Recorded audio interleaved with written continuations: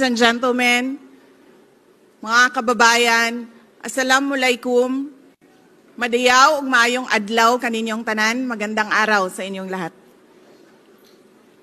I stand before you to commemorate the World Children's Day, a day dedicated to celebrating the rights, aspirations, and potential of every child across the globe.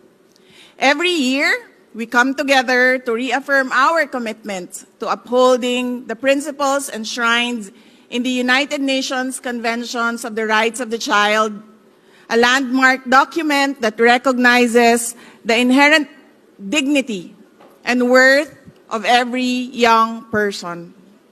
This year, let us acknowledge the urgent need to address the climate crisis, a threat that disproportionately impacts children and threatens their prospects. The climate crisis is a child rights crisis. From rising sea levels and harsh weather to air pollution and resource scarcity, the climate crisis affects children's lives, education, and health. And climate change is hitting Filipino kids hard. The Philippines receives 20 typhoons every year, causing flooding, landslides, and storm surges in high-risk areas. Our country also faces earthquakes and human-induced disasters like conflict, insurgency, and terrorism. Just the other day, many parts of Mindanao were struck by an earthquake that claimed lives, damaged schools, destroyed infrastructure, toppled homes, and displaced communities. After our event this morning, and thank you for accommodating our request to revise the program, I will immediately travel to Jensan and Glan to visit the dead and the injured. Bilang mayor ng syudad ng Davao noon, ang dami kong nadaanan na mga disaster at krisis. I went through a flash flood where there were 30 dead. I went through a big fire, ganun din ang patay, around 30. I went through a bomb attack in our city and there were 15 dead. I went through the COVID-19 pandemic and there were hundreds of dead in Davao City. And para sa aming mga anak at our future leaders, dapat ninyong maalala na kapag kayo na ang nakatayo dito, kayo na ang Vice President. Disasters will always happen, emergencies will hit you, but always remember, ang nasunog na mall ay maibalik natin. Ang nabaha ay maayos natin, ang nabaha na barangay ay maayos natin. Ang pandemya ay malalampasan natin. Ang terrorist attack, ang isang bomb attack, ay may revive natin ang mga negosyo ng mga tao. Pero ang hindi natin mababalik ay ang mga nawala na buhay. That is why when you are standing here in the future, you always first go to those who lost their loved ones. Yung mga namatayan at yung mga na-injured o nagkasakit dahil sa disaster at sa emergencies. Always remember that when you become our leaders in the future. Already, the national government has responded to the crisis brought on by the unfortunate incident. But it reminds us of our vulnerabilities to these kinds of calamities. It reminds us to be prepared for the worst. It reminds us to be strong as a nation and to be matatag. I am asking everyone to offer prayers for the communities and those who died and those who were affected by the incident. We hope to be able to overcome the impacts of this earthquake. And speaking of preparations, we should brace for a number of typhoons expected to hit the country with devastating impacts before the year ends. Ganun po ang trend ng ating bansa. Towards the third quarter, and usually December, dumadating ang mga malalaki na bagyo. We can never overemphasize the importance of ensuring that our communities are disaster-proof. We may not be able to prevent natural calamities, but we can at least mitigate the destruction to our communities and reduce the trauma of our children. According to the World Risk Index for 2022, the Philippines ranks first in disaster risk. This means children exposed to cyclones, floods, and other climate-related hazards are more likely to be injured, killed, or displaced than adults. From 2016 to 2021, an estimated 9.7 million Filipino children were displaced due to climate change-related events. These displacements caused increased diseases, respiratory illnesses, and long-term mental health issues among children. Disasters force children to miss school, affect their learning, and their future.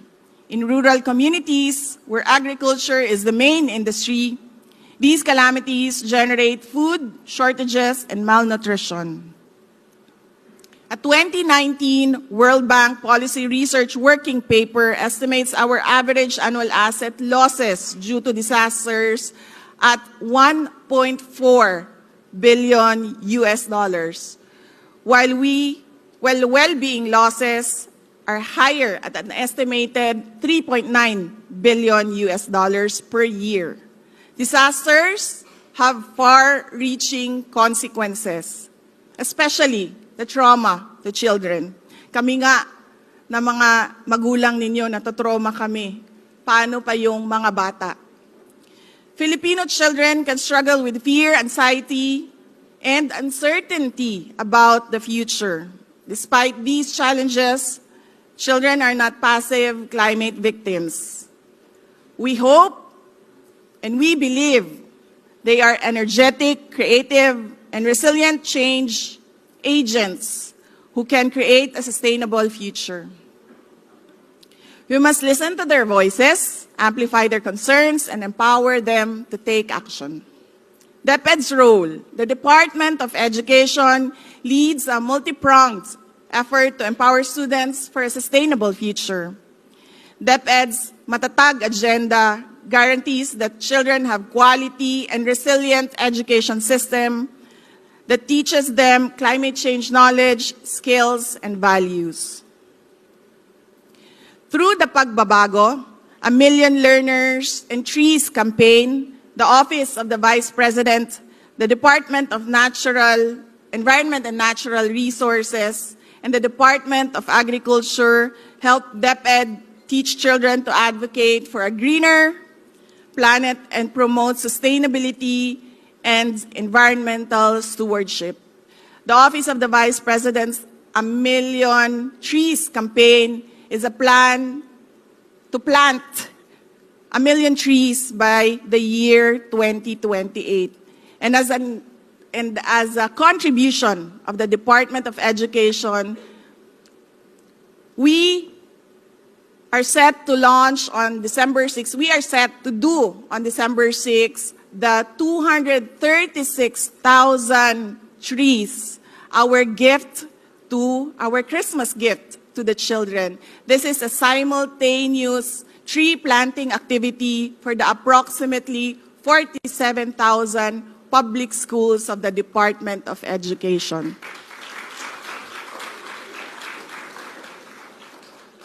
Ito po ang regalo namin para sa inyo ngayong Pasko. We must invest in climate-resilient communities and infrastructure to shield children from climate change's severe effects. Along with other governments and donor agencies, we must give our children and youth meaningful participation in fighting climate change. To be clear, the responsibility of addressing the climate crisis and protecting children's rights do not lie solely with children themselves. We, the parents, the adults, have a crucial role to play in creating an enabling environment where children can thrive and contribute to a sustainable future. As adults, we must commit to walking the talk, We can start by reducing our carbon footprints and living sustainably. We must also promote programs that encourage kids to improve their community's disaster resilience. At this point, allow me to acknowledge UNICEF's Kabataang Resilience Program.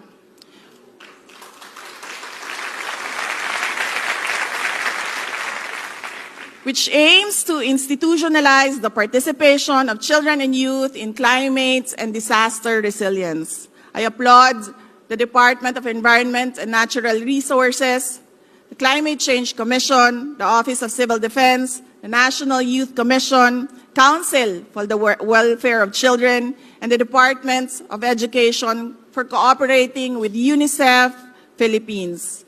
We can create a national plan to engage the children and youth in disaster risk reduction and climate change action at the local and national levels by establishing children and youth groups, providing community education, training, learning exchanges, lobbying, and influencing policy. The Philippines can lead by solving the climate crisis and protecting children's rights. The upcoming COP28 presents a critical opportunity for the Philippine government to design and implement child-responsive climate action that prioritizes the needs and perspectives of children. I thank UNICEF for supporting the Philippine government in this endeavor. Let us work together to set a clear strategy to help build climate and disaster-resilient communities. As we celebrate World Children's Day, let us remember that every child has the right to a safe, healthy, and sustainable future. Let us pledge to work together as adults and children to create a world where children can thrive, where their voices are heard, and where their dreams can take flight.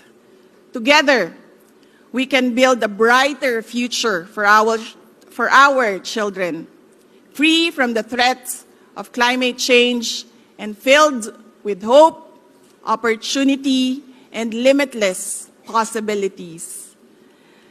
Let our daily actions serve as evidence of our dedication to mitigating the climate crisis, which is a